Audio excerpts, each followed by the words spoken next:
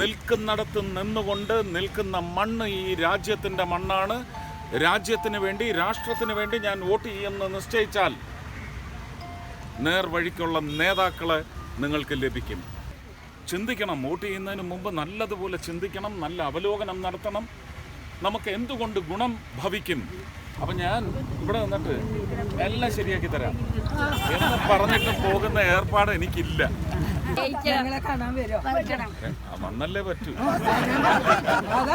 വേറെ വഴിയില്ലല്ലോ. കളഭമഴ പോരാതെ കുളിരണിയുമെന്നിൽ തൊട്ടു സൂര്യൻ രോമാഞ്ചം.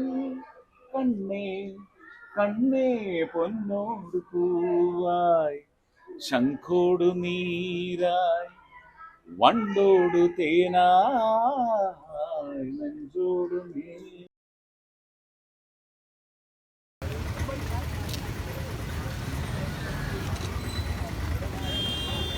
ഇത്തവണ വിജയം എനിക്ക് സമ്മാനിക്കണം.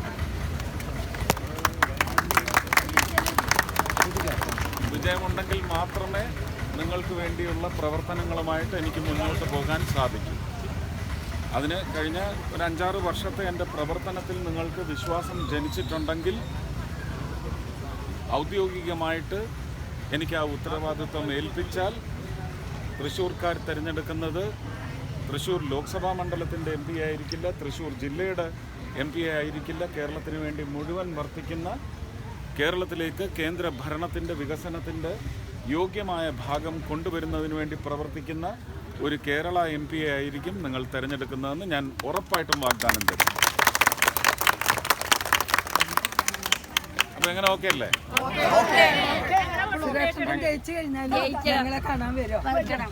വന്നല്ലേ പറ്റൂ, വേറെ വഴിയില്ലല്ലോ. പിന്നെ ഞങ്ങൾക്ക് പറയാനുള്ളത് ഞങ്ങളുടെ അല്ല അല്ല റോഡിനെ സംബന്ധിച്ച്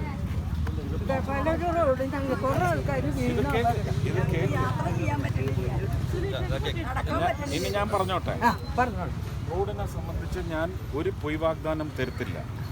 ഇത് ഓൾറെഡി ടാർ ചെയ്ത റോഡാണ്. ഒരു MP ഫണ്ടിൽ നിന്ന് ഇതിന് ഫണ്ട് കൊടുത്താൽ അവർ അനുവദിക്കും. ഇതിൻ്റെ സാങ്കേതികതയാണ്. ഈ മോശപ്പെട്ട നിയമങ്ങളൊക്കെ നിങ്ങൾ തച്ചുടയ്ക്കാൻ വേണ്ടി ശ്രമിക്കും. ഈ മോശപ്പെട്ട നിയമങ്ങളാണ് പോകേണ്ടത്. എന്ത് ചെയ്യാൻ ചെന്നാലും ഉടനെ കുരുക്കുകളാണ്. മെയിൻ്റനൻസിന് MP ഫണ്ടിൽ നിന്ന് കൊടുക്കാനൊക്കത്തില്ല, MLA ഫണ്ടിൽ നിന്ന് കൊടുക്കാം. പറഞ്ഞാൽ മനസ്സിലായോ? അപ്പം ഞാൻ ഇവിടെ നിന്നിട്ട് എല്ലാം ശരിയാക്കി തരാം എന്ന് പറഞ്ഞിട്ട് പോകുന്ന ഏർപ്പാട് എനിക്കില്ല. സാങ്കേതികമായിട്ട് 6 വർഷം രാജ്യസഭ ഫണ്ട്, ഒരു MP-യുടെ ഫണ്ട് കൈകാര്യം ചെയ്തതിൻ്റെ പശ്ചാത്തലത്തിൽ ഞാൻ പറയുകയാണ്, ഒരു MP-ക്ക് ഈ റോഡ് ഒരു കാരണവശാലും പണിയാനുള്ള കാശ് കൊടുക്കാൻ ഒക്കത്തില്ല. ഇത് ചെയ്യാം. ഇങ്ങനെയുള്ള ജനങ്ങളുടെ വ്യാകുലത അടങ്ങിയ വിഷയങ്ങൾ ഉന്നയിച്ചാൽ ചെയ്യാം. അതിന് നിങ്ങൾ കേരള ഭരണം ഞങ്ങളെ ഏൽപ്പിക്കണം. കേരള ഭരണത്തിൻ്റെ യാതൊരു കേരളത്തിലെ ജനങ്ങൾ അനുഭവിക്കുന്നുണ്ടെങ്കിൽ ആ മാറ്റത്തിന് വേണ്ടി നിങ്ങൾ 2026 ചിലപ്പം ഈശ്വരനെ അനുഗ്രഹിച്ചാൽ അതിന് മുമ്പ് തന്നെ അത് സംഭവിക്കും. അങ്ങനെ വരുമ്പോൾ നിങ്ങൾ അതിനുള്ള തയ്യാറെടുപ്പ് ഇപ്പോഴേ നടത്തിക്കൊള്ളൂ. അതിൻ്റെ ആദ്യ പടിയാണിത്. അതിൻ്റെ ആദ്യ പടിയാണ് ഈ ഇലക്ഷൻ. വ്യക്തമാക്കൂ. കേരളത്തിൻ്റെ രാഷ്ട്രീയ പ്രഫുദ്ധത ഞങ്ങൾ തച്ചുടച്ചിരിക്കുന്നു. ഞങ്ങൾ രാഷ്ട്രത്തിന് വേണ്ടി വോട്ട് ചെയ്യുന്ന പൗരന്മാരാണ് എന്ന് നിങ്ങൾ വ്യക്തമാക്കൂ. വിജയം നിങ്ങളുടെ വഴിക്കാണ്. ഒന്ന് ചിന്തിച്ചാൽ മതി. ഞാൻ ഈ പറഞ്ഞ കാര്യങ്ങൾ ഒന്ന് ചിന്തിച്ചാൽ മതി. ഞാൻ രാഷ്ട്രീയമേ പറഞ്ഞിട്ടില്ല. ചിന്തിക്കണം. വോട്ട് ചെയ്യുന്നതിന് മുമ്പ് നല്ലതുപോലെ ചിന്തിക്കണം, നല്ല അവലോകനം നടത്തണം. നമുക്ക് എന്തുകൊണ്ട് ഗുണം ഭവിക്കും. ഇത്രയും ചെയ്താൽ മതി. എല്ലാവർക്കും അവരവരുടെ രാഷ്ട്രീയ അവകാശമുണ്ട്, സ്വാതന്ത്ര്യമുണ്ട്. അതൊന്നും വിടണ്ട. നിൽക്കുന്നിടത്ത് നിന്നുകൊണ്ട് നിൽക്കുന്ന മണ്ണ് ഈ രാജ്യത്തിൻ്റെ മണ്ണാണ്.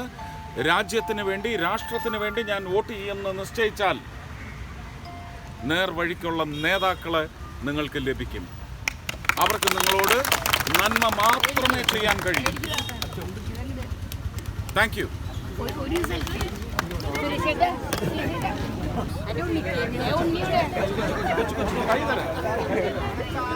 ഈ ബഹളത്തിനിടയ്ക്ക്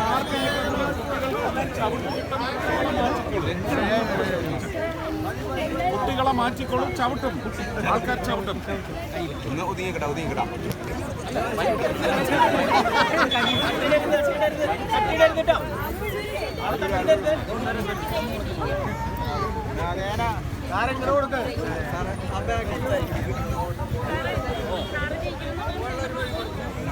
അത് പലതിനും നല്ല തുടക്കമാണ്. കൈയോടത്തോരൊക്കെ അങ്ങോട്ട് മാറി നിൽക്കേ, അപ്പൊ പിന്നെ കൊടുക്കാനുള്ളവർക്കൊക്കെ ഇതാവും.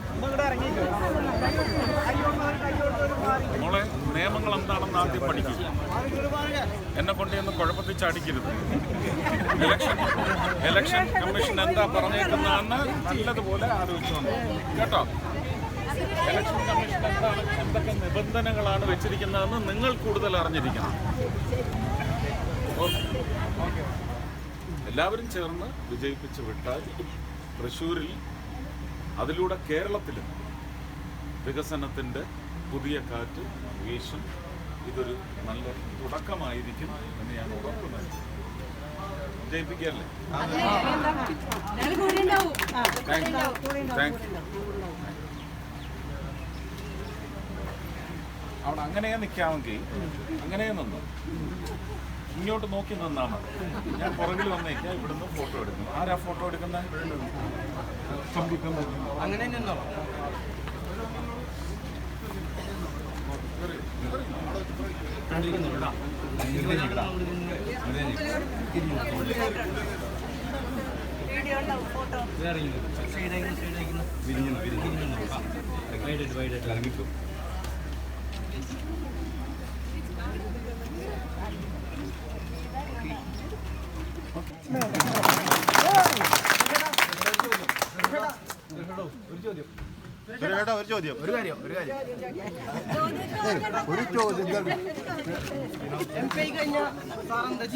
യുവാക്കൾക്ക് വേണ്ടിയിട്ട് അതല്ല ഞാനിപ്പോ പറഞ്ഞു. തൊഴിൽ മേഖലയുടെ സംരംഭം ഇതുവരെയുള്ളവരെന്ത് ചെയ്തു? ഇതുവരെയുള്ളവരെന്ത് ചെയ്തു? ചെയ്തിട്ടില്ല. അതാണ് സാറിനോട് ചോദിച്ചത്. അതാ പറഞ്ഞ മാറ്റത്തിന്റെ കാറ്റ് വീശും, വീശിക്കും. എന്തൊക്കെയാണെന്നുള്ളത് വരും വഴിയെ നമുക്ക് കാണാം. അത്രയല്ലേ വേണ്ടു. എന്തൊക്കെയാണെന്നുള്ളത് വരും വഴിയെ പറയാം. യുവജനങ്ങൾക്ക് മാത്രമല്ല, യുവജനങ്ങൾ വഴി ഓരോ കുടുംബത്തിലും ഈ വികസനത്തിന്റെ ഗുണം ഭവിക്കും. അതിനുവേണ്ടി പ്രവർത്തിക്കും. അതെന്തൊക്കെ നന്മ വഴികളുണ്ടോ, അഴിമതി എന്തായാലും ഉണ്ടാവില്ല. അത് മറ്റുള്ളവർക്ക് വാഗ്ദാനം ചെയ്യാൻ സാധിക്കട്ടെ. ചക്കയ്ക്കും പഴത്തിനും തേനിനും കരുവന്നൂരിനും സിദ്ധാർത്ഥൻ്റെ കുടുംബത്തിനും അല്ലേ, അഭിമന്യുവിൻ്റെ കുടുംബത്തിനും എല്ലാം നിങ്ങൾ ആലോചിക്കും.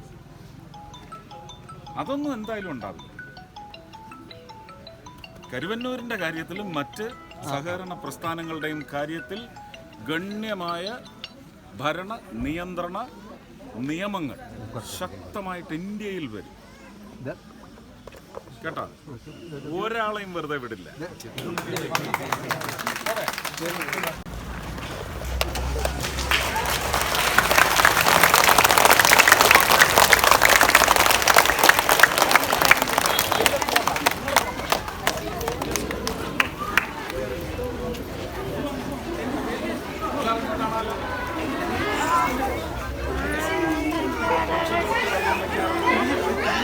എല്ലാ വീട്ടിലും ഇല്ലാത്തവരെല്ലാം അത് മാതൃകയാണ് കേട്ടോ. ജില്ലയിൽ ഒരുപാടിടങ്ങളിൽ ഇലക്ഷൻ പ്രഖ്യാപനം വരുന്നതിന് മുമ്പ് തന്നെ ഞാൻ ആയിരക്കണക്കിന് ചട്ടികൾ എത്തിച്ചിട്ടുണ്ട്. അത് എവിടെയാണെന്ന് അന്വേഷിച്ച് കണ്ടെത്തി ഇനി എനിക്ക് തരാനൊക്കത്തില്ല. ഒരു 2-3 മാസമായിട്ട് ആയിരക്കണക്കിന് ചട്ടികൾ കാസർഗോഡ് വരെ എത്തിച്ചിട്ടുണ്ട്. അപ്പൊ ഇവിടെ എവിടെയാണ് ഉള്ളതെന്ന് ആരോടെങ്കിലും ചോദിച്ച് മനസ്സിലാക്കി. ഏതാ നമ്മുടെ വിദ്യാനികേതൻ, ഏതാ വിദ്യാനികേതൻ, ശ്രീനാരായണ വിദ്യാനികേതൻ, അവരടുത്ത് ചോദിച്ചാൽ മതി. കാരണം ഇനി എൻ്റെ കയ്യിൽ നിന്ന് പുറത്തേക്ക് പോകാൻ പാടില്ല. അതുകൊണ്ട് അതെല്ലാം അവർക്കറിയാം. അന്വേഷിച്ച് അവരെത്തിച്ചു തരികയെ പറ്റത്തുള്ളൂ. എനിക്കോ എൻ്റെ പാർട്ടിക്കാർക്കോ അതിന് ചെയ്യാൻ പാടില്ല കേട്ടോ, ആയിരക്കണക്കിന് കൊടുത്തിട്ടുണ്ട്. അപ്പൊ അത് ചെയ്യണം കേട്ടോ. നമുക്ക് ജീവജാലങ്ങളോടുള്ള സ്നേഹമാണ് പിന്നെ നമ്മുടെ ചുറ്റുമുള്ള മനുഷ്യരോട് സ്നേഹമായിട്ട് വളരുന്നത്. സ്നേഹം വേണം കേട്ടോ. അവർക്ക് കാണാം, കേൾക്കാം. ഓക്കെ അല്ലേ? പൊയ്ക്കോട്ടെ.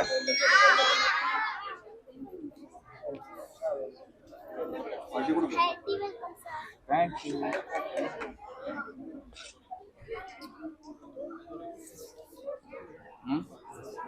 എല്ലാവിധ ആശംസ.